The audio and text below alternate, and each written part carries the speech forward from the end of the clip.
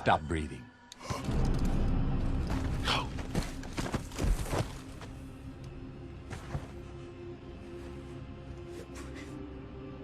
Fight! Fight it!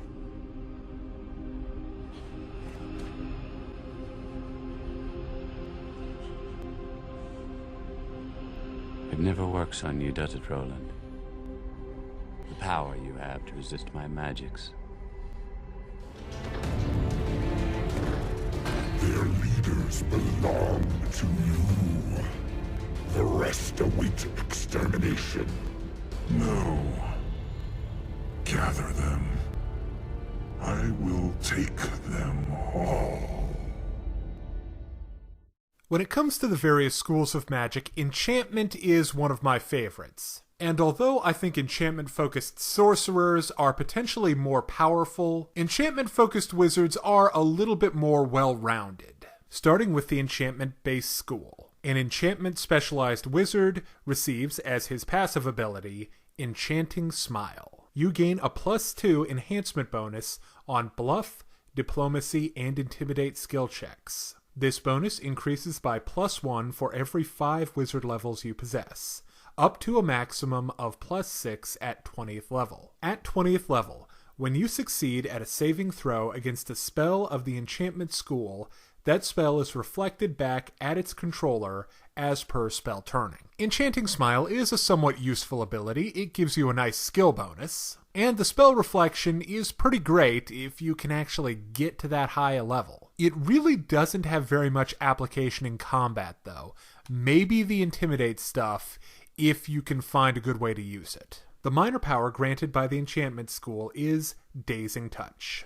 You can cause a living creature to become dazed for 1 round as a melee touch attack. Creatures with more hit dice than your wizard level are unaffected. You can use this ability a number of times per day, equal to 3, plus your intelligence modifier. Before I give you my full opinion on this ability, let's go over what Daze actually does. A dazed creature is unable to act normally. Dazed creatures can take no action, but has no penalty to AC. This is a fairly useful ability. It can stop an opponent, and the fact that there's no save against it is pretty fantastic. Sadly, it has a very short duration, and they don't take any penalties to AC, so they're not really any easier to hit. This is good for fights when there's a guy that you absolutely need to stop from doing something. Finally, the major power granted by the Enchantment School is Aura of Despair. At 8th level, you can emit a 30-foot Aura of Despair for a number of rounds equal to your wizard level. Enemies within this aura take a -2 penalty on ability checks, attack rolls, damage rolls,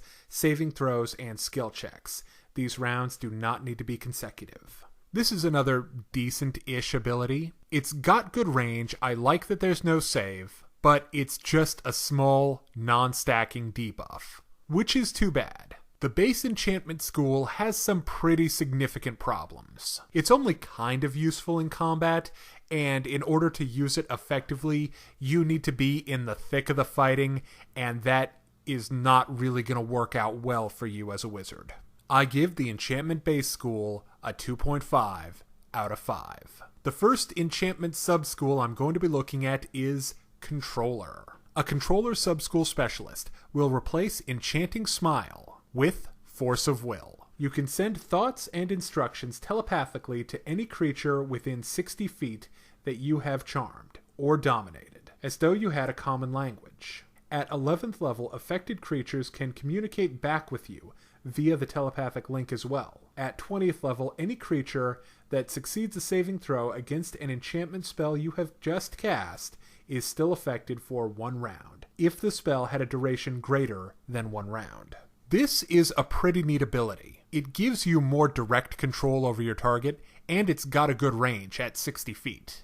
I think this power would be most useful for stealth-focused actions, like let's say you charm a guard and you're sort of following behind him, making him answer questions for you and get doors open for you. The problem is that's not really viable for all parties. If you've got a really high DPS team, or possibly if you have a large number of paladins in your party and they object to manipulating minds, you might also have some trouble. Next, a Controller specialist will replace Aura of Despair with Irresistible Demand. At 8th level, you can force others to do your bidding. As a standard action, you can attempt to dominate a creature as though using the Dominate Monster spell. Except that the creature must have a number of hit dice equal or less than your wizard level. The target creature receives a will saving throw each round to negate the effect.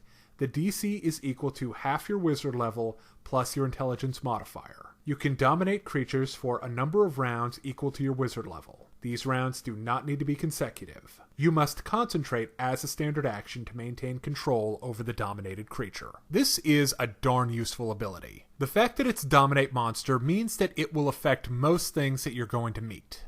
The saving throw is also decently high. The problem is some things are simply immune to mind affecting, and there's also the hit die stipulation. What you're gonna want to use this for are taking control of the biggest, the toughest, and the dumbest things on the battlefield. Those are going to be creatures like giants, for example. The bigger, the badder, and just send them on a rampage through their allies. You're probably not going to be able to hold them for very long because they're either going to make their will save or you're going to run out of rounds. So the key is to make the most of this ability when you have it. The Controller Sub-School is, I think, the way you want to go if you want to have a combat-useful enchantment wizard. It's got better powers for it than the base school. So, I give the Controller Sub-School a 3 out of 5. The final enchantment sub-school I'm going to be looking at is the Manipulator. A Manipulator replaces his Dazzling Touch with Beguiling Touch. You can charm a living creature by touching it. Creatures with more hit die than your wizard level are unaffected, as are creatures in combat and those with an attitude of hostile toward you. Creatures receive a will saving throw to negate the effect.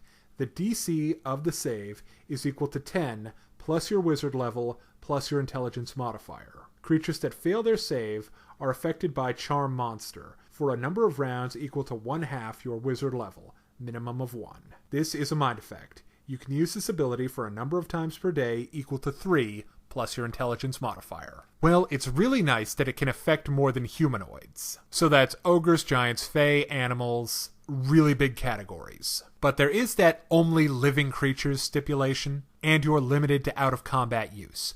So this is really going to be an outside-of-combat challenge for you. I kind of already used the guard example, but you can use this on shopkeepers, NPCs, anyone who knows anything helpful and you want to motivate them to give it to you. This is an ability that you're going to want to spam. However, certain other party members may not like this depending on their alignment and their standpoint on your shenanigans. Finally, a Manipulator replaces his Aura of Despair with Shape Emotions. At 8th level, you can emit a 30-foot aura that either wards off or welcomes emotional influences for a number of rounds per day equal to your wizard level. If you choose to ward, you and your allies within the aura receive a +4 morale bonus on saving throws against mind-affecting spells, and any fear effect targeting you or your allies are reduced by 1 step. Shaken has no effect. Frightened becomes shaken,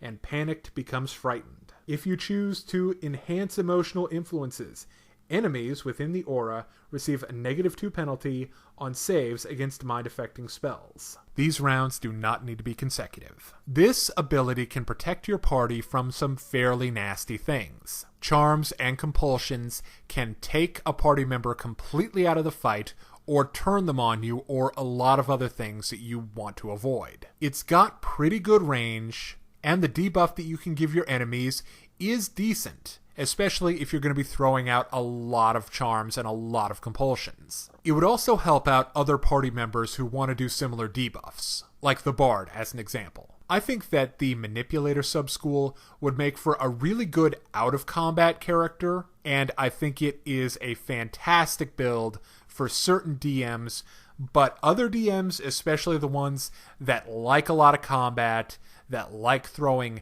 monsters and those undead at you, you're not going to have a good effect with it. So for that reason, I am giving the Manipulator School a 3 out of 5. Thank you for watching D6 Damage. If you're interested in more class analysis and strategy guides for Dungeons & Dragons, check us out right here on YouTube.